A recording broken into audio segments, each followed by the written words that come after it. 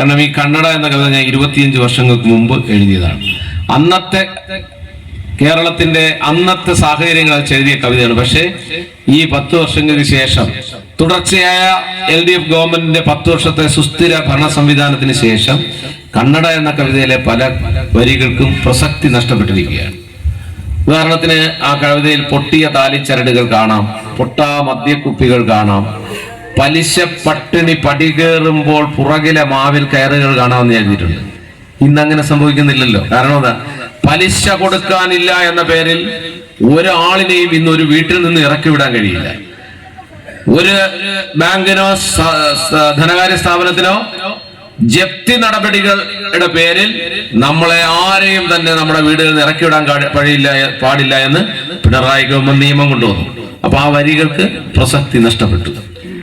തിണ്ണയിൽ 50 കാശിൻ pension തെണ്ടി 1000 ആളെ കാണാമെന്ന് ഞാൻ കന്നഡയിൽ എഴുതി. നമുക്കിന്ന് കാണാൻ കഴിയും. 25 വർഷത്തിന് മുമ്പ് കണ്ട കാര്യമാണ് ഞാൻ എഴുതിയത്.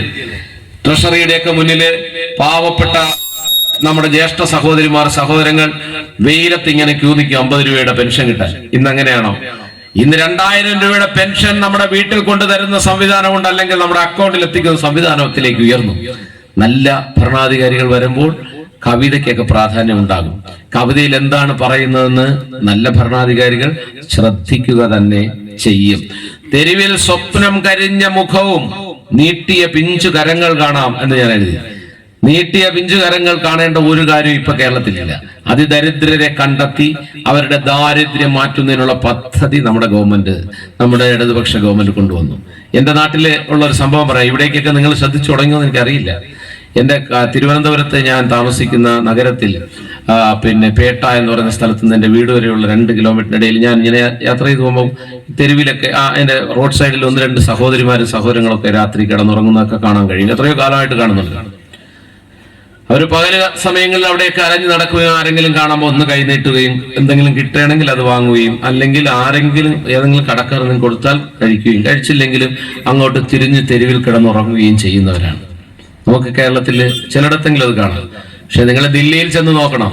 നിങ്ങൾ മുംബൈയിലും ദില്ലിയിലോ ചെന്ന് നോക്കിയാൽ, നിങ്ങൾ റെയിൽവേ സ്റ്റേഷനിൽ ഇറങ്ങി നടന്നു പോയാൽ തെരുവോരങ്ങളിലെല്ലാം കുട്ടികൾ ഇങ്ങനെ ചെളിയിൽ കിടന്ന് തിമിർക്കുന്നത് കാണാം. കേരളത്തിൽ അങ്ങനെ കാണാൻ കഴിയില്ല.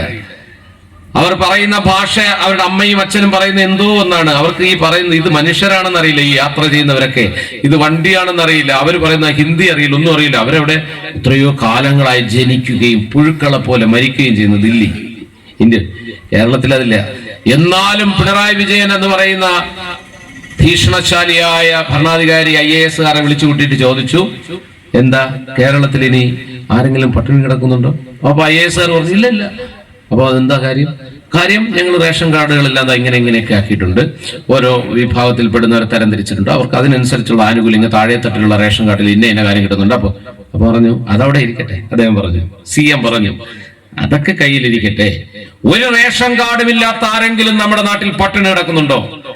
ഒരാളോട് ഒന്നും പറയാൻ കഴിയാതെ ആരുടെയെങ്കിലും കയ്യിൽ കൈ നീട്ടുന്നവരോ കൈ നീട്ടാത്തവരോ, വീട്ടിലിരുന്നു പോകുന്നവരോ, 3-4 രോഗികൾ മാത്രമുള്ള വീട്ടിലുള്ളവരോ, അഭിമാനം കൊണ്ട് പുറത്തു പറയാൻ കഴിയാത്തവരോ ആയി, ഒരു റേഷൻ കാർഡും ഇല്ലാത്തവരായി പട്ടിണി കിടക്കുന്നവരുണ്ടോ എന്ന് ആദ്യമായി ഒരു ഭരണാധികാരി കേൾക്കുകയാണ്.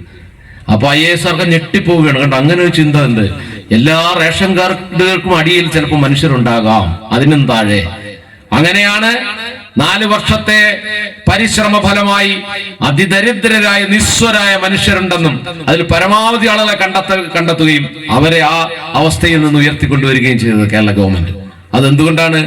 പട്ടിണി എന്താണെന്ന് അറിഞ്ഞ ഒരു ഭരണാധികാരി നമുക്കുണ്ടായിരുന്നുകൊണ്ടാണ്.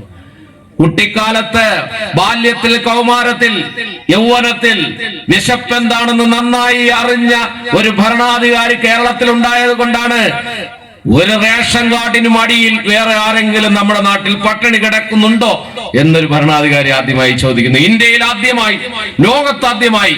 അതുകൊണ്ടാണ് അന്താരാഷ്ട്ര പത്രങ്ങൾ അത് ചർച്ച ചെയ്തത്. കേരളം ഒരു പുതിയ മാതൃക കാണിച്ചിരിക്കുന്നു. ഏറ്റവും നിസ്വരായ മനുഷ്യരെ കണ്ടെത്താൻ അവർ ശ്രമം നടത്തിയിരിക്കുന്നു. അവരതിൽ വിജയിച്ചിരിക്കുന്നു. അങ്ങോട്ട് നോക്കൂ മുതലാളിത്തമേ എന്ന മുതലാളിത്ത പത്രങ്ങൾ തന്നെ യൂറോപ്പിലെ പത്രങ്ങൾ എഴുതുവാനിടയായത് അതുകൊണ്ടാണ്.